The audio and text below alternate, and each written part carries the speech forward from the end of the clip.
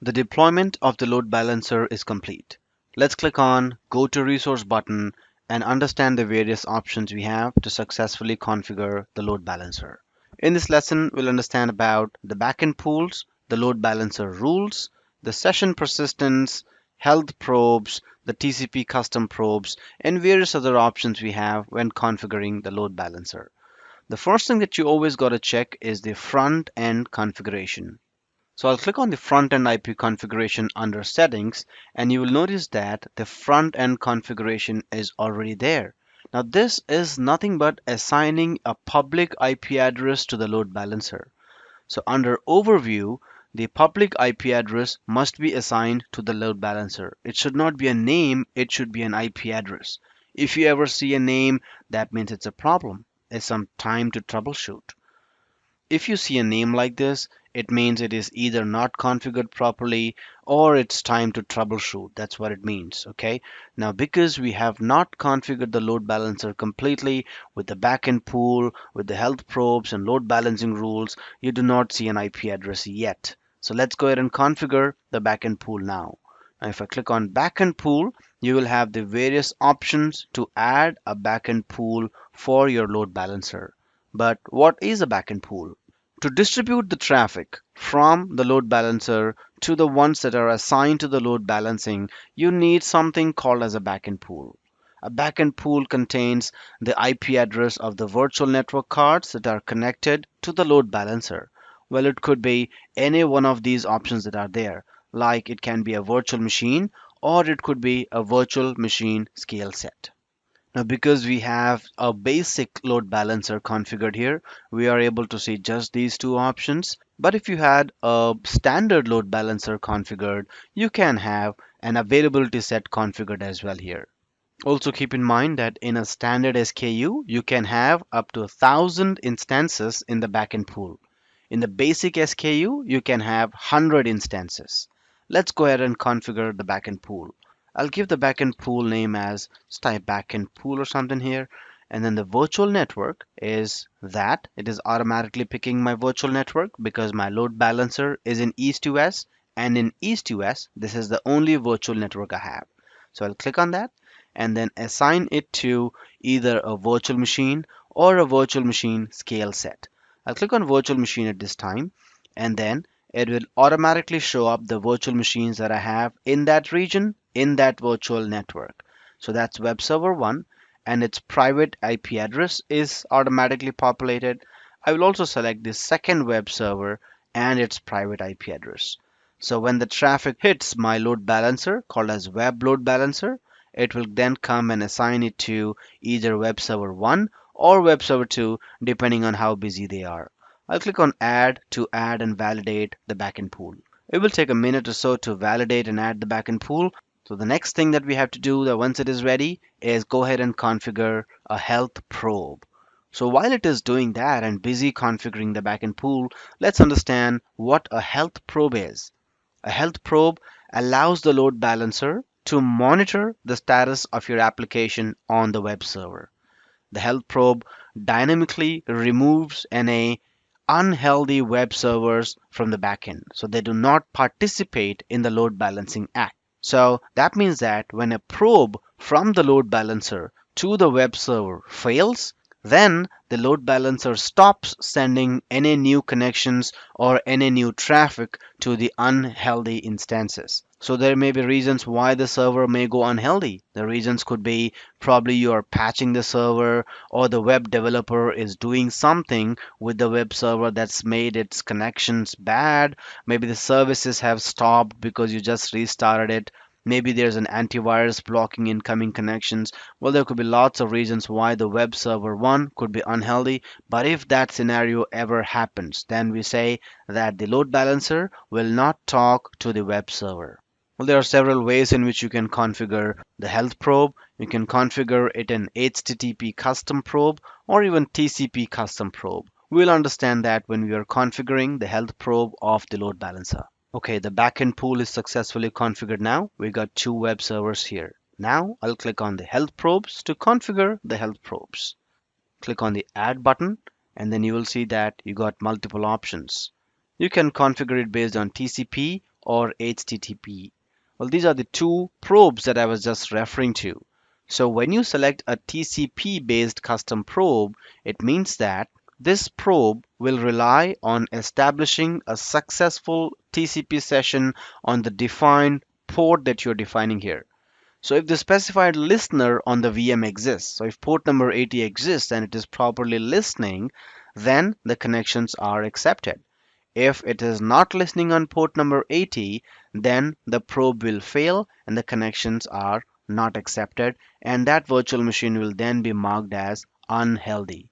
We can specify the interval the probe should happen, which is the frequency of the interval. So that means that the load balancer will probe the virtual machine or the web application every 5 seconds, and it will consider it as unhealthy if it fails for 2 consecutive times. Let's also talk about the HTTP method of probing. The load balancer regularly probes your endpoint, which is every 15 seconds by default.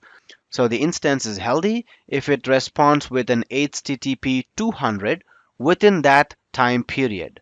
Any status other than HTTP 200 causes the probe to fail.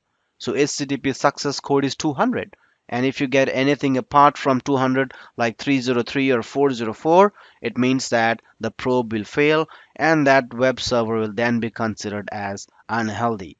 You can define the port on which the probe should happen, the path on which the URI request should happen. So the request will happen to check the health status on that particular backend path.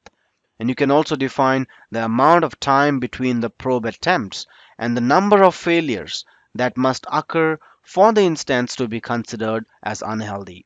If the number of failure attempts are more than 2, then it is considered as unhealthy. Of course, you can go ahead and change these numbers. These are the default values and also mostly used in production. But if your application or the business has different numbers to specify, you can add them here. I'll click on OK, but before that, I'll give it a name, call it as health probe, and then just say OK here. Now, by using an HTTP health probe, I'm saying that if the web server is not available on the port number 80, then consider it as unhealthy. Again, adding the health probe is not instantaneous. It takes a while to get that updated. And while that is getting updated, let's go ahead and talk about load balancing rules. A load balancing rule is used to define how traffic is distributed to the backend pool. There's a rule that maps a given front-end IP and a port combination to the set of backend IP addresses and a port combination. Now, to create this load balancing rule, we must have the front-end IP, backend pool, and health probes already configured. So now that we have a message here which says that the probe is created, I will go ahead and click on load balancing rules and then click on add. I'll give the rule name as LB rule here. Okay, and make sure that you don't give any spaces like me. And then the version is IPv4. I'm not using any IPv6s here. The front-end IP address is something that we already configured. It's available in the drop-down menu. I'm going to have all the traffic go on port number 80 TCP. The backend port on which my web applications are listening on is also port number 80. My backend pool is configured here and available in the drop-down menu as well.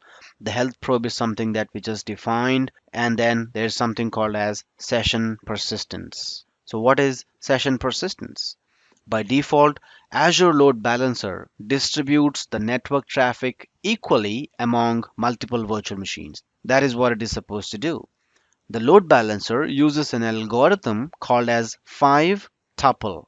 The 5 tuples here stands for source IP, source port, destination IP, destination port, and the protocol type. These are the 5 tuples. So this algorithm is called as the 5-tuple hash. The load balancer uses the 5-tuple hash to map the traffic to available servers. It provides stickiness only within a transport session. So do you want that stickiness to happen? Do you want the traffic to be sent to that particular IP only? So if the connection or the traffic is originating from a particular IP, let's call it as connection 1, and then if it lands up in virtual machine 1, do you want that connection to persist always? So the session persistence specifies how traffic from a client should be handled. The default behavior is none, and that means that successive requests from the client may be handled by any virtual machine. And you can change this behavior by selecting client IP or client IP and protocol. So if I select client IP here, that means that based on my client IP addresses, the traffic will be sent to a particular virtual machine only and not to all of them. So the client IP means that any successive requests from the same client IP address will be handled by the same virtual machine. But if I select client IP and protocol, it means that any successive requests from the same client IP address and protocol combination will be handled by the same virtual machine. Keeping the session persistence information is very important in certain applications. For example, using e-commerce applications that use a shopping cart. Okay? Now, these values are really important to configure the load balancing rule. I'll just click on OK here and wait for this to finish. Okay, now that the load balancing rule is added, it has stopped updating. We can see the rule here. I will go ahead and quickly click on the overview section here, and then I see the public IP address. And that's what I'm saying, that we need to configure all these four parameters to have the public IP address in place. What we can simply do is copy this part of the public IP address, or even maybe the whole part of it, and then paste it in the address bar and remove this particular section and then hit enter. There you go. So this traffic from the public IP address of the load balancer took me to web server 1. Well, you may hit refresh multiple times and you may land up on web server 2, but then looks like web server 1 is happy handling my request and it is not sending to web server 2 at all. But the objective here is to tell you that the load balancer can be connected to the backend pool. The backend pool here is nothing but the set of virtual machines that are there.